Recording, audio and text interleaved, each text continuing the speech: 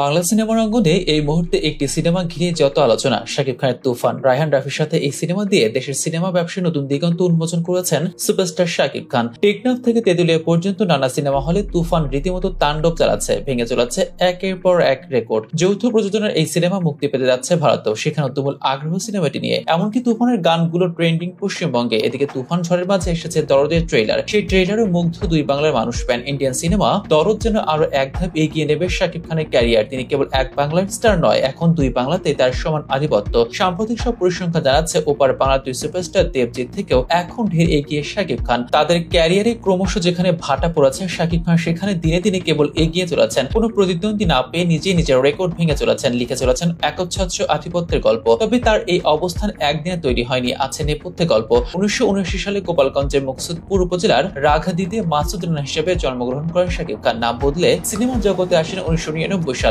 সে বছর মুক্তি পাওয়া অনন্ত ভালোবাসা শাকিবের প্রথম সিনেমা। সেই সিনেমাতে তিনি আভাস দিয়েছিলেন বাংলা ইন্ডাস্ট্রি কাঁপাতে তার আগমন। অভিনয় জীবনের দ্বিতীয় বছরে শাকিব সে সময় শীর্ষ অভিনেত্রী শাবনূরের বিপরীতে গোলাম চরিত্রে অভিনয় করে আলোচিত হন, যেটি মুক্তি পায় 2000 সালে। একই বছর আসে আরো বেশ কিছু সিনেমা। এরপর একে একে সিনেমা আসতেই থাকে। প্রতি বছরে অনেকগুলো করে সিনেমা মুক্তি দিতে থাকে শাকিব, যার অধিকাংশই ব্যবসায়িক সফলতা পায়। তার প্রিয়া আমার প্রিয়া সিনেমা বিরাট ইতিহাস হয়ে আছে ঢালিউডের ইতিহাসে। এছাড়া আমার স্বপ্ন তুমি, ভালোবাসলে ঘর বাঁধা যায় না, চাচ্চু, সিটি টেরর, কোটি টাকার কাবিন, শুভা, খুন শিকদার, নবাব, শিকারী ইত্যাদি নানা জনপ্রিয় সিনেমা আছে তার ক্যারিয়ারে। তবে আগের চেয়েও এখনকার শাকিব যেন বেশি পরিণত। তার অন্যরকম এক বদলে যাওয়ার গল্প দেখতে পাচ্ছে সবাই। এই তো গত বছর ঈদুল আজহায় প্রিয়তমা দিয়ে তিনি ভেঙেছেন বাংলা সিনেমার সব রেকর্ড। আর এবারের ঈদুল আজহায় বক্স অফিসে সুনামি সৃষ্টি করলেন তুফান দিয়ে। এখন আবার দরদ নিয়ে নানা চমক সাজাতে ব্যস্ত তিনি। নিজে যেন নিজেকে ছাপিয়ে যাওয়ার মিশন তার। দিনে দিনে তিনি এতটাই খ্যাতি পেয়েছেন যে তার জনপ্রিয়তা এখন শুধু নিজ দেশে আটকে নেই, টালিগঞ্জেও দর্শকের মনে জায়গা করে নিয়েছেন গুড লুকিং এর এই অভিনেতা। সেখানেও এখন শাকিব বন্দনা কম নয়। অনেকেই তাই তুলনা দিচ্ছেন দেবজিতের সাথে, বলছেন দেবজিতের চেয়েও বড় তারকা এখন বাংলাদেশের শাকিব। এমনকি শাকিবের ক্যারিয়ারে যত হিট সিনেমা আছে তার সমান ব্যবসাসফল সিনেমা দেব ও জিতের দুজনের মিলিয়েও নেই। তাছাড়া তাদের ক্যারিয়ার যেন ক্রমশই নিচের দিকে নেমেছে। শাকিব খান যেখানে